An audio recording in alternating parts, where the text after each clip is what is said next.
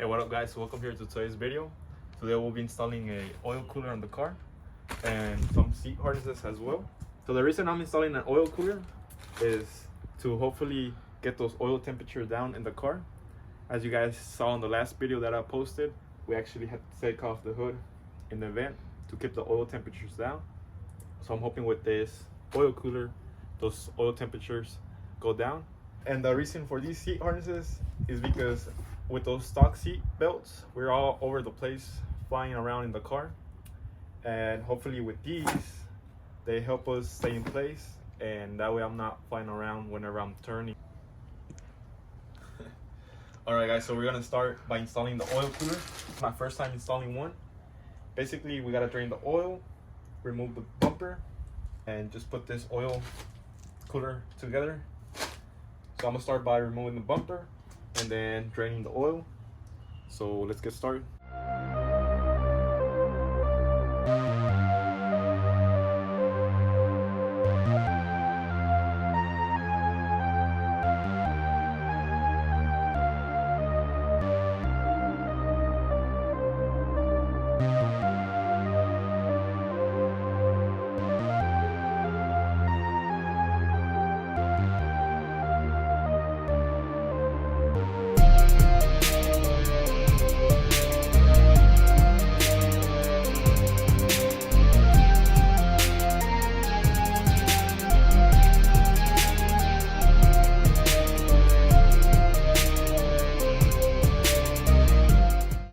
Alright guys, so we're about to mount the sandwich plate onto the oil filter.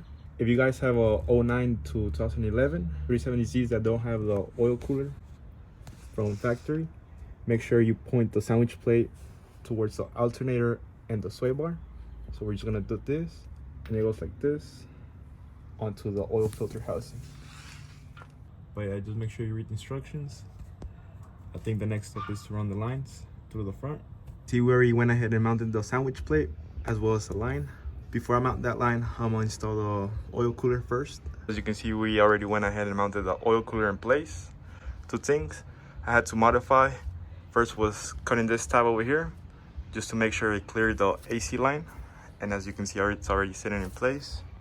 And on this side, I had to cut this tab from this metal support. And I was gonna take it off, but I just got lazy and cut it from right there. So that's why this looks like this. I already went ahead and filled the oil cooler with oil, tightened the lines, not the lines, but the fittings. So now I'm gonna go ahead and route the lines and connect everything together.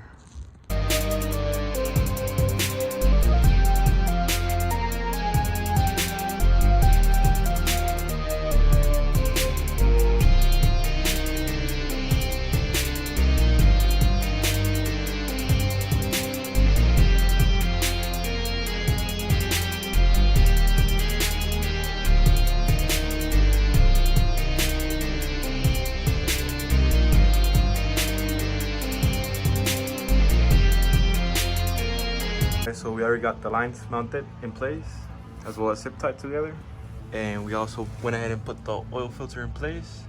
So now we're just gonna add oil. Just went ahead and turned off the car, check for any oil leaks coming from the oil cooler kit. I didn't find any, so we're good on that.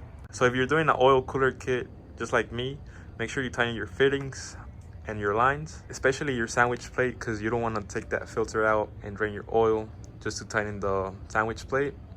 So yeah, just make sure you take your time. And it took me longer because I was trying to route the lines a better way. That way I didn't have too much slack on this side and too much slack on that way. So this worked for me since I don't have the windshield washer reservoir. So it's been a week since I installed the oil cooler.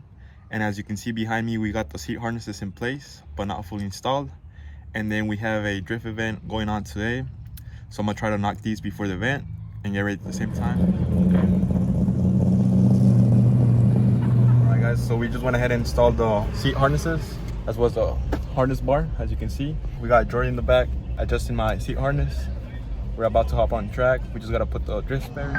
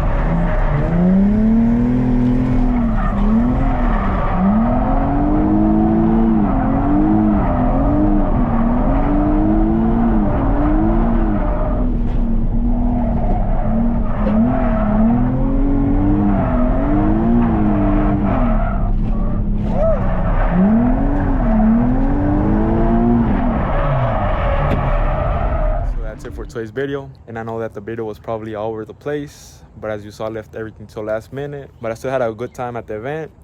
And I'm really happy with the oil cooler and the seatbelt harnesses, because those two things actually made a big difference. As always, thank you guys for watching. If you have any questions, you can leave your questions in the comment section. If you enjoyed the video, maybe drop a like, subscribe, follow me on Instagram to see more content, and I'll see you guys on the next one. Bye.